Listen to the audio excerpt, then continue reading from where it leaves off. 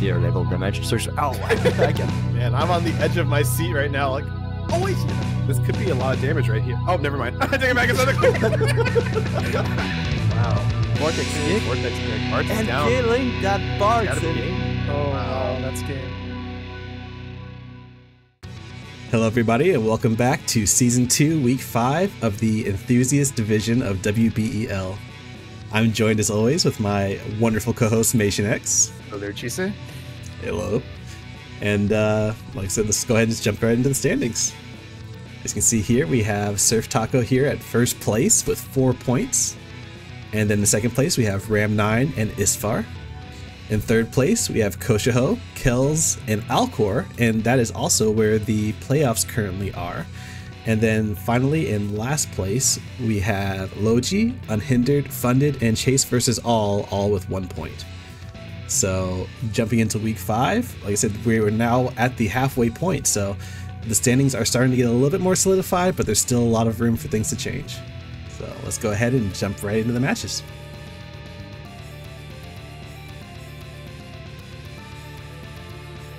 All right, first up, we've got Unhindered with his Soak and Destroy, showing the Surges, Agrius, and Young Elda going against Funded's Descending Angels with Black Rose Helena, Venera, and El Sorel. Chisei, what do you think they'll bring to the table? Yeah, so looking over at Unhindered's side, he has the, kind of one of his tried and true teams, one of his strongest teams, with Young Elda, Agrius, and Surges. So he has the Spear synergy, he has the Water Ice synergy, and Agrius, we've seen her tank a bunch of damage. So the main thing I'm looking for on Unhindered's side is making sure that Elda gets his first turn buff off. With that first turn buff, he will be a monster, but without it, he might have AP problems, he might have survivability problems.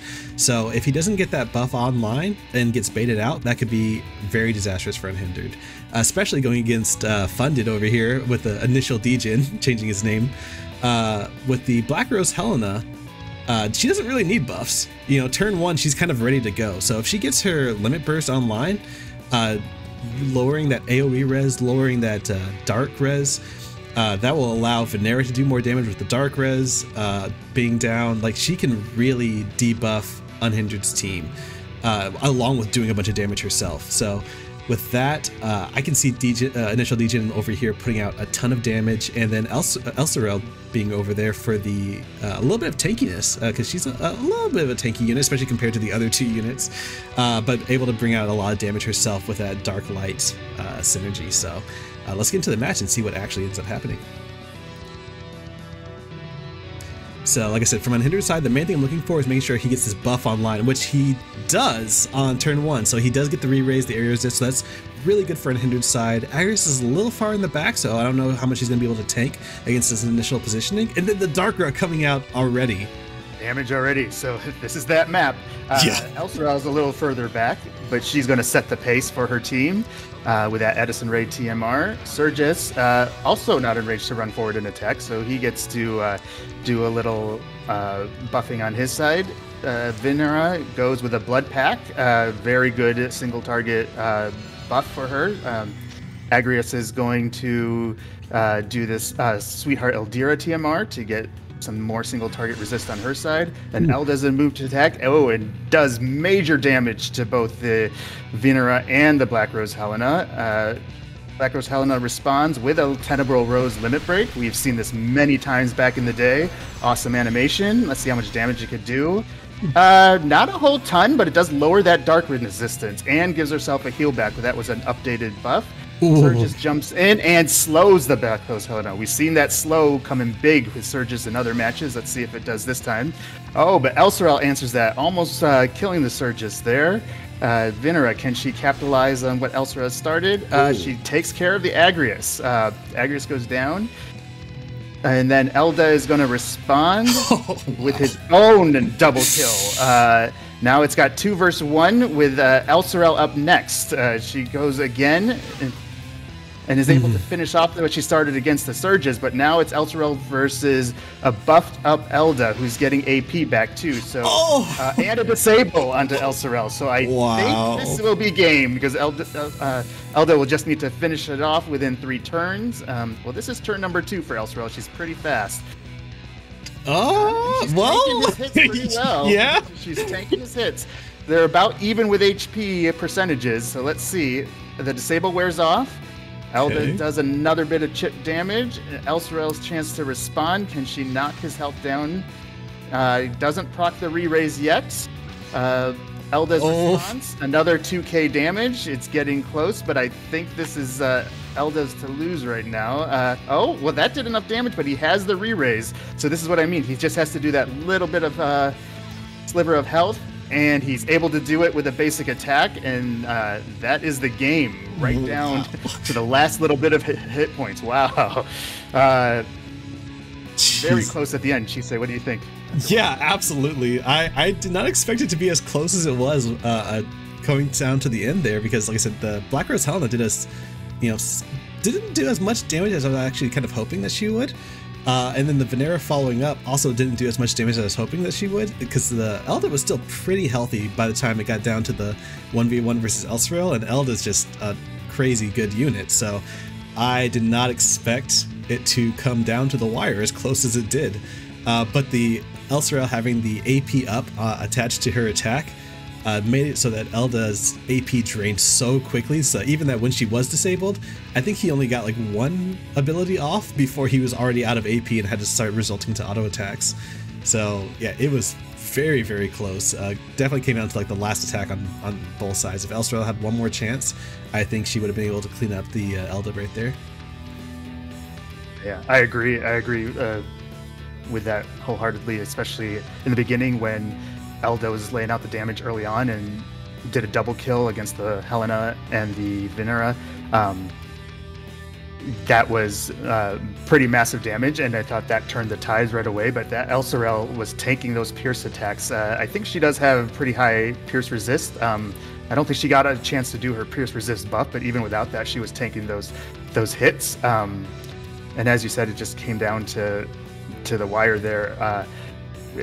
That being said, I think the key to the match was Elda's initial positioning that gave him that re-raise buff, because without that re-raise, Elsarel had it won, but the re-raised Elda was able to finish off the battle. So I would have to give the key to the match to being positioned to get that turn 1 buff off, like you called it, before the match even started. So yep, I would completely agree with that. That's my key to the match as well. I wonder if Unhindered also turned off his, because I know he has, I think it's Blinding Javelin that has like a 5 or 6 tile range. So Elda has really good range with that move turned on, but he was not baited out and was able to do his turn 1 buff. So that was, I think, huge. I mean, especially you saw the re-raise came in the clutch at the end there. So even without the AoE resist and the AP up that was that also came in handy towards the end there, the re-raise was absolutely needed. So yeah, if that buff didn't come off turn 1, I would not have given this one to Unhindered. yeah, agreed. So GG's to both players, and congrats to Unhindered. Yeah, GG's to both players. Congrats.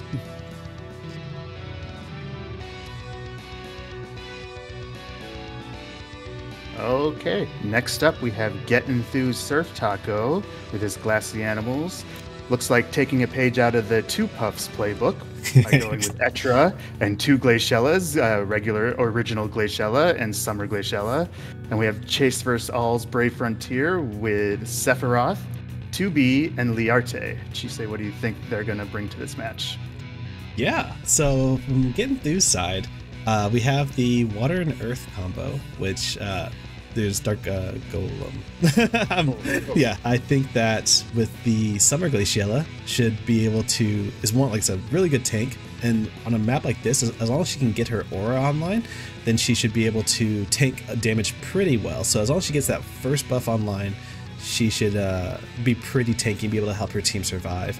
Etra being there could give the team an evasion route, but I don't know if he's going to go that direction, because that would be a little bit of investment to try and get her to evade. So it could just be pure damage coming out from Enthused side, and but there is that opportunity for evasion. Same with ChaseVsAll, actually, with the 2B. Seeing her there also gives them a chance for evasion. I don't know if that's what we're going to go with, because I know Katana VCs don't necessarily have a lot of evasion attached to them, but they do exist, so the opportunity is there, but I'm expecting just kind of damage on both sides.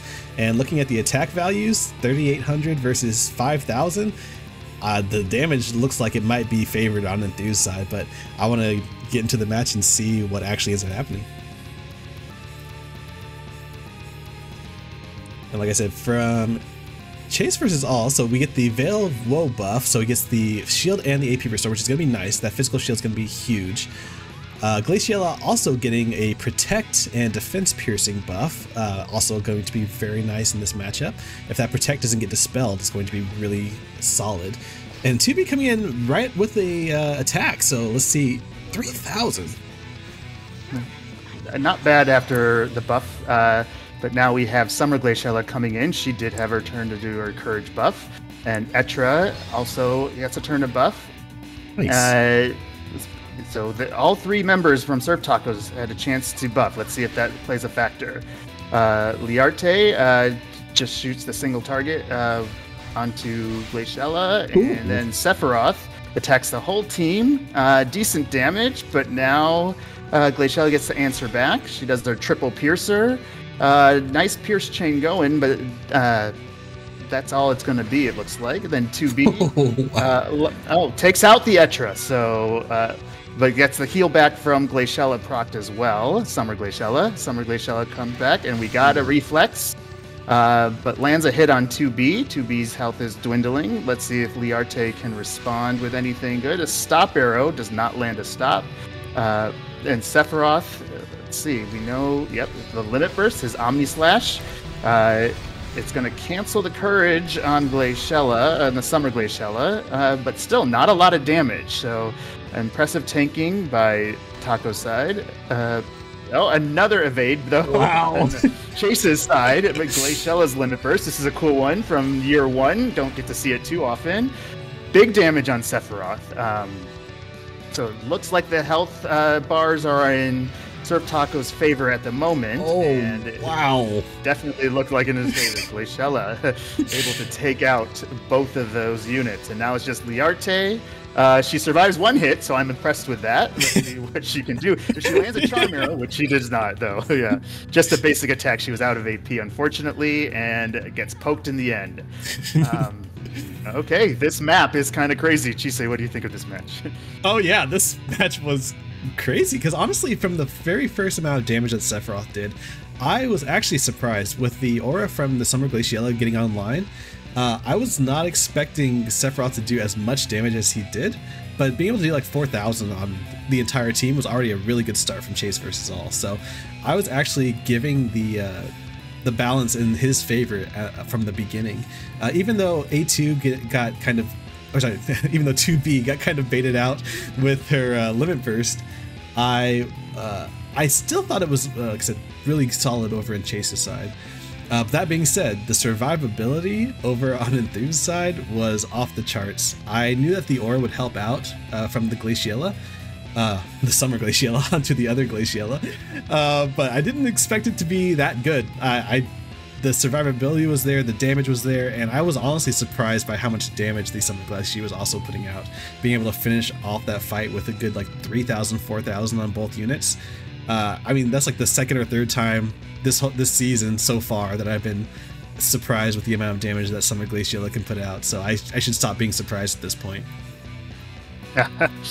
Yeah, I agreed with that. I think that turn one on Surftaco's side, where all three units got to do buffs, definitely played a role into that survivability, and it was just too much of a wall for Chase to break through.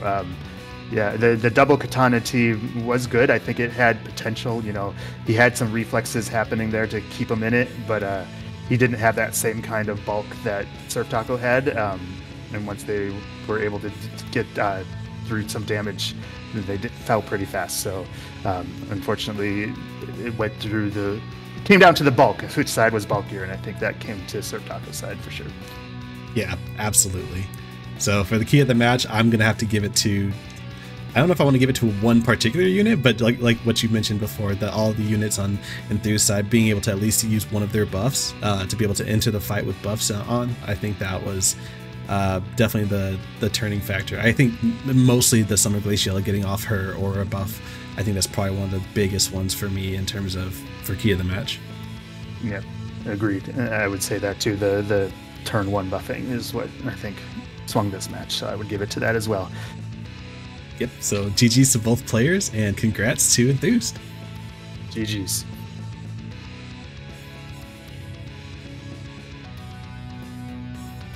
Okay, next match. We got KoushouHaou Mundivigant Warriors with Surges, Young Helena, and Ishtola versus Alkor's Who's Your Daddy with Durando, Surges, and the lover, Young Elda. So we got the two young spouses fighting each other this match.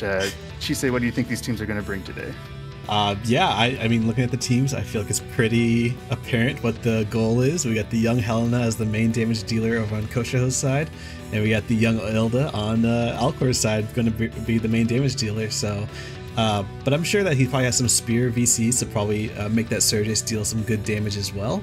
But I think for KoushouHaou, and no disrespect to Ishtola, but I really think that Young Helena is going to be the main damage dealer here, and it's going to be the make or break of that team. So for both sides, I'm thinking that getting their first turn buff off is going to be very important for both the Young Helena and the Young Elda. So if both sides can do that, they'll both have some good survivability. But if one side can and the other side can't, that might be the difference maker in the match.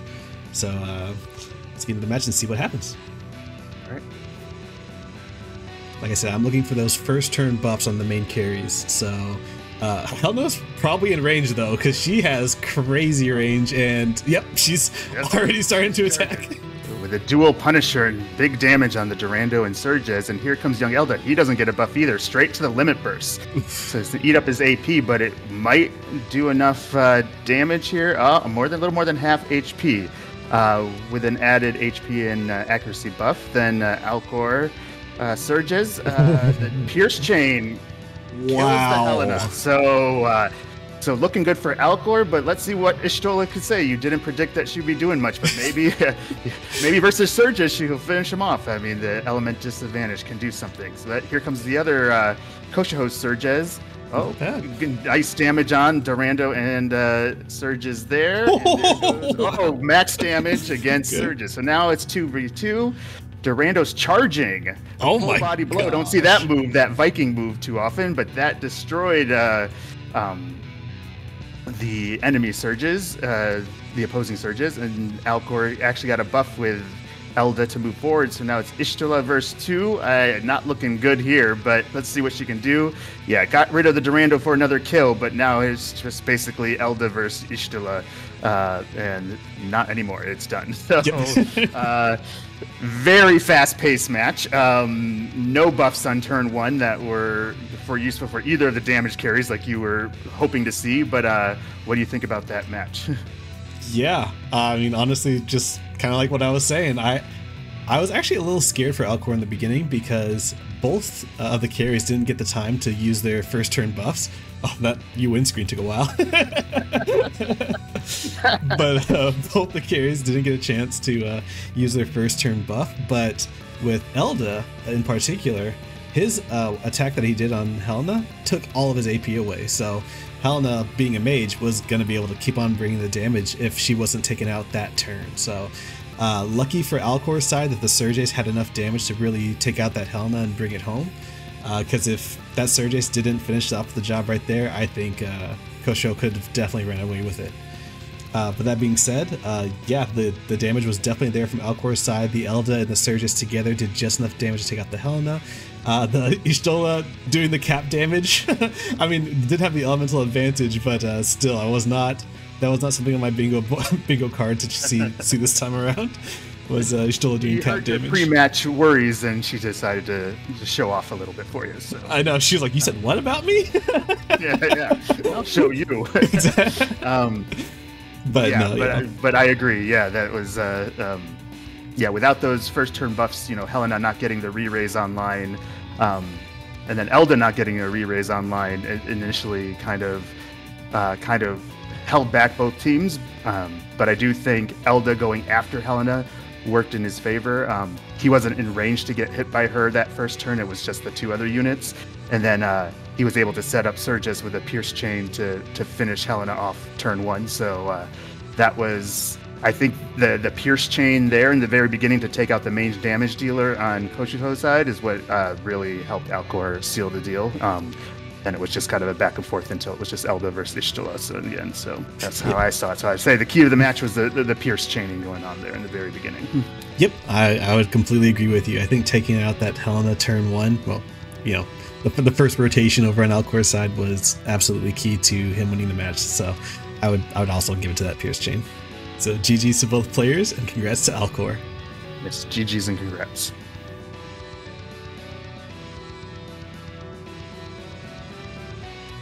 All right, next up, we've got Isvar's Elda Enthusiast League, showing the Fang Luel and Surges going against Ram 9's Rock Boys, showing the Surges, Dialdo, and Kelfe.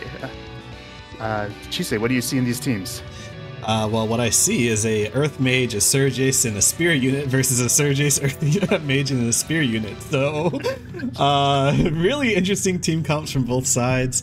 I mean, the one thing that's kind of obvious to point out is at the highest cost on both sides, you have the Fang from Isvar and the Dialdo versus for Ram 9, and the elemental disadvantage is, well, the advantage goes in Ram 9's favor. So, depending on how tanky this Dialdo is and how safe he can keep the other units behind this Dialdo, that might be a huge part in mitigating a lot of Isvar's damage. So, I think Isvar has a bit of a hill to climb, but that's you know, we've seen this Fang put in some serious work. So, and that's not, I'm not discounting the Luel either. Luel can definitely do some damage and surprise us. So, get into the match and see what actually is happening. All right. All right. So starting off with Dialdo being the fastest one, getting his buff off, which is going to be very key for him to be able to take out some good damage. Kelfe also getting her HP absorb and defense up, which is also a really good buff for her to start off with. And Fang being in range to attack already without getting any buffs off. And absorbed very well by the Earth units. Surges leaping in, chaining up, but still very minimal damage on Ram 9's side. A slow from Ram 9 Surges on Isvar's Surges, and we know how detrimental that could be, but let's see how it plays out. Luel with the gift of knowledge for the other team. Love this limit burst animation. How much damage it could put out. Very, about a little under 2k against that Dialdo. It's been tanking really well. He responds with some decent damage on Ram 9.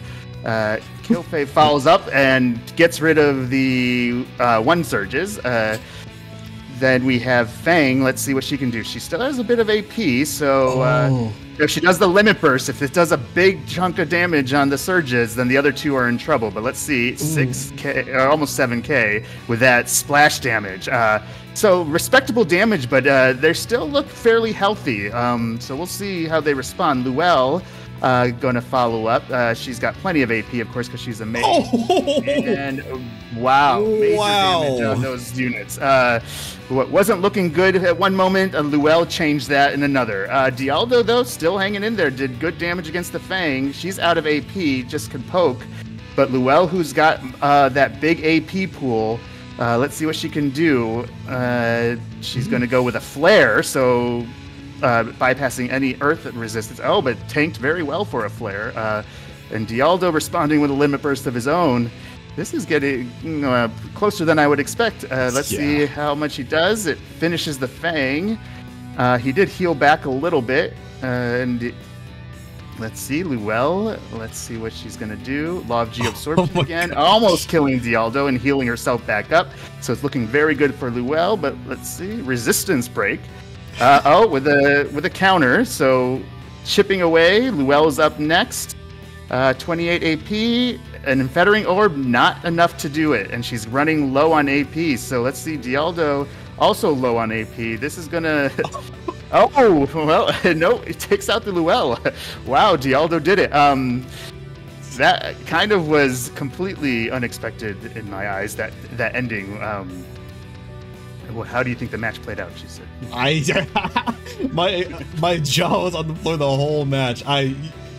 I don't even want to look back at this video and see my reaction on this camera because just like when you were commentating, yeah, the match was looking very, very good for Ram 9. His team was tanking damage incredibly well. And then, you know, Fang with her limit burst on the Surge, so I was like, well, it was like the best case scenario in my book for her to be able to deal damage, because in the one unit that doesn't have the elemental advantage against her, and probably the squishiest of all 3 units as well. So I was like, okay, if there's any time for her to deal damage, it is with this and the splash damage. And when it only did 5,000, I say only 5,000, but when it only did 5,000, I thought that was curtains for Isvar. And then the Wbel came in and just, it was like 7,000, 8,000 on every, I don't know why that attack did so much more that time. I need to rewind and look and see. But wow, that one attack just completely swung the game, and almost enough to swing it into Isvar's favor, but that Diallo just hung out there in the end. The regen was really huge. I think the limit burst also gave unit res up, so all of her, like her Infettering Orb only did like 500 damage. So yeah, it was down to the wire. It was like one of the most exciting matches on this janky map as well. So it was incredible. Really fun match. Yeah, I agree. Yeah, I kind of was like trying to keep up with the back and forth there. As soon as Ram 9 side was tanking in the beginning, well, you said it all already. I don't think I have much to add to it. I was just completely in shock. Every time the tables turned, I was just like, oh no, wait, maybe this team's going to do it right down to the end. You don't see mages run out of AP a lot on this map because it usually doesn't get that far. And but in the end, I think, like you said, that regen on Dialdo, that unit resist up on Dialdo, Wbel not having enough AP to do anything else, and him having enough damage to retaliate, it kind of came down to the wire. You couldn't have guessed who had won until the very end, I thought. So that being said, I would say the key of the match would just have to be Dialdo, like his tankiness early on and his ability to burst through Wbel's damage while surviving on his side and surviving a 1v2. I think he gets the key of the match. What do you think?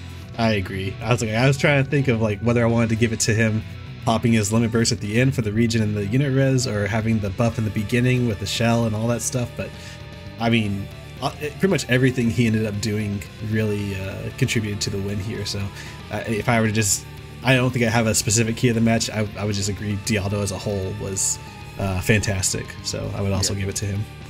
For a second, I wanted to give the key of the match to Wbel, but I realized that she didn't win it. I know. She Same. did so well and such big damage, and I just love seeing Wbel. We don't see her a lot in this format. We don't see a lot of Dialdo too, I think. So it was a great match to see, a lot of fun. Yeah. Absolutely. So yeah, it was super fun. So GG to both players, and congrats to Ram 9. Yes, GG's.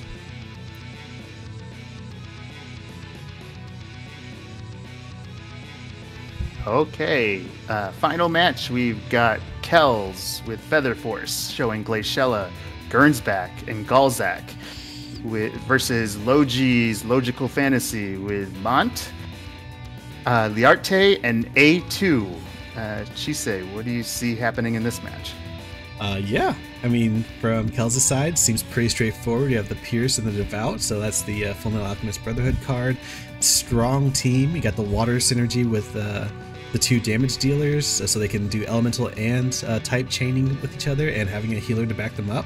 I mean, as long as they're tanky enough to be able to survive some hits and get healed back up, this is a very strong team coming out from Kellz.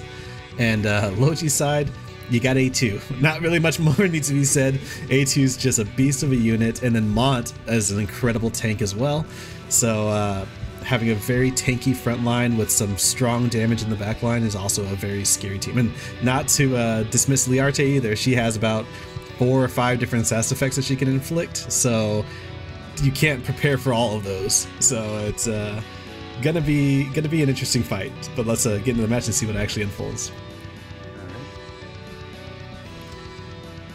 Alright, so as per usual, I'm looking to see if this A2 is going to be able to get her buff off, because that getting her re-raise buff off is going to be massive for her. If she doesn't, it's going to be really troublesome. I see Glaciella got her Protect online, which can be dispelled by A2, but I think it's only like a 2 block away straight line attack, so single target, so it's not very likely that she'll use it. And she does get her buff online, so that could be huge for her survivability with the re-raise. Mont also, if he gets his... Oh, Stone Throw Mastery. Okay, I wasn't expecting that. All right, and the damage has begun. Yeah, no buffs for Mont, so let's see how well he tanks without anything. Liarte getting a buff with the re-raise, the Rairu TMR from Halloween. Galzak getting another buff up, Dragon's Bloodline. And then Gernsback jumping into the action, literally, and then followed up by A2. Let's see if she goes ahead and reaches the back line. She does. Major damage on the Galzak, a little bit on Glaciella. She comes back and retaliates. Cannot kill the Liarte, and Mont did soak up that damage really well, and they soaked up the chain pierce from Gernsback really well. And now he's going to respond with, let's see if it's a Taunting Blade. Nope, the Limit Burst. So this will help him. This is actually very good for him to get off. Can't finish off the Galzak, but he's got those buffs online. And now Galzak's probably going for a heal. Yes, back to full. So that's going to be hard to chew through now. But Liarte, what does she have? Does she have a status? Going for the stop. Does not land. And then Gernsback going for his Limit Burst. Don't get to see this too often. Nice animation. Actually, decent damage, but that heal back says forget about that. A2 responds with, let's see, who does she target here? She's thinking a Limit Burst. Let's see if she can get any of these statuses off. Here we go. Ooh. Oh. That's big. That's a slow on Glaciella. That's going to be pretty big, I think. She does get a turn to take out the Liarte, but she did have re-raise online. I believe Galzak is up next. Yep, and he'll probably go back for another heal. He does able to get all three of them, and they all go back to full. Mont's up. He has no AP, so he's probably just going to whack somebody. No, he still has a Stone Throw. I forgot he still has the Stone Throw on. So Yep. he's going to have plenty of those. A2, well, at least A2 can follow it up with, let's see. Oh, okay. Oh, okay. She goes and does get all of them, and able to take out the Galzak, which is huge to take out the sustain on Kellz' side. But let's see. Kellz doing good damage on that Mont again, a little more than 4K. He has a ton of HP to get through, though. Liarte, let's see if she's able to get another stop. Nope, doesn't land, but decent damage. Gernsback gets out of AP, so has to do a basic attack. A2 follows up, A2's turn. That Glaciella, just that slow, is really slowing her down. Counter really it hit the A2 as well. It hit the Mont as well, though. But she was able to kill the Gernsback. Mont following up with a little bit more damage. Liarte, one more move for... Oh, nope, summons. And this is Bahamut. Let's see. Yeah. Maybe possibly for the Man-Eater nodes. I'm not sure, but let's see. It's a magic-based Esper, so let's see. Yeah, about 600 damage. But maybe more than just any of her basic moves. Glaciella not doing a lot of damage either. Both sides are having trouble with the damage portion. A2 is out of AP as well, so but they just have to take care of this Glaciella remaining, and she's slowed, so I don't think there's anything more to say other just who gets the final blow, and it looks like A2 gets to claim all the glory there. Yep, and there she goes down, Glaciella. Interesting match. Yeah. What did you see when you saw that match? Just like I mentioned in the pre-game analysis, that was gonna be the main thing, was having the 2 DPS over on Kellz' side be tanky enough to survive and get healed back by Galzak, which was the case. Both the DPS were actually very tanky. The only thing that was unfortunate is that Galzak also got caught up in the AoEs because this map is tiny, and most of the time was he himself that needed to heal back himself, so he tried to include himself in the heals, so he walked forward and exposed himself to a little bit more danger to those AoEs. Because if that Galzak didn't die, this match could have very well went to turns. Because A2 by herself didn't have enough damage to one-shot anybody. And once again, I will say absolutely well prepared from Kellz for the status effects. The stops never landed. The immobilized didn't land from A2's LB, and the slow only landed on the Glaciella. And I think the slow has like a 67% chance. I don't remember the exact percentage, but it's over 25. Yeah, I think it's a little I think Chisei has 2 statuses. I think they're both like 45 or 50 base chance. I forget. I would have to look it up, but it's not the full 67 that other limit bursts have. That I know. Yeah. Gotcha. I just remembered it was over 25 because I know Truststone can't just prep for it. So correct. Yeah, that is correct. But I mean, obviously, it's like I said, none of the status effects that was gone for landed, so that was really well prepared. No, I mean, interesting to see if that slow didn't land, because slow can totally destroy it, and we saw Glaciella didn't have enough turns to do anything, and being low in AP, but did that alone turn the match? I'm not sure, but it definitely, like, slow is definitely debilitating, I think. Absolutely. I think he would have hung in there a little longer if he wasn't slowed down there, but I agree, because I think, I mean, once again, correct me if I'm wrong, because my brain's not working completely, but I think Mont's 2 big specialties for taking are Missile and Pierce. And so I'm not sure if that's completely correct, but if that is the case, once again, Kellz's units were still doing like 4 or 5k to Mont, and I think that's like his wheelhouse. So if that is the case, once again, the damage on Kellz's side was really, really, really good. The tankiness was there. It's just... fighting off that slow, fighting off an A2, it's a hard battle it's a hard hill to climb. Yeah, it's hard. I think you nailed it when you said that when that Galzak moved into the middle of the map to heal all 3 of them, I think that was his death sentence, because then he just got caught in the next AoEs and just couldn't stick around to heal after that. So I think that was kind of the beginning of the end. Once that Galzak was gone, there was no more sustain, and it was just a matter of time at that point. If I had to jump ahead to a key of the match, I'm having trouble thinking of any one moment. I do think that Mont getting his limit burst off is huge, because that heal back, when Gernsback was doing decent damage to him, as we saw, but without that heal back, I don't know if he would have survived as much, because he didn't get his courage buff on as well. So I think he was in danger without that heal back. With that heal back, there was just too much AP for Kellz's side to get through. So if I had to give a key of the match, I think it would be to Mont's limit burst. So. Yep, I mean, there's a couple of moments that stand out to me, and that's definitely one of them. It's kind of a rude key of the match, but like you said, Galzak moving there and him dying was also a huge swing in the match, where if he didn't die, this match, it honestly could have gone to turns.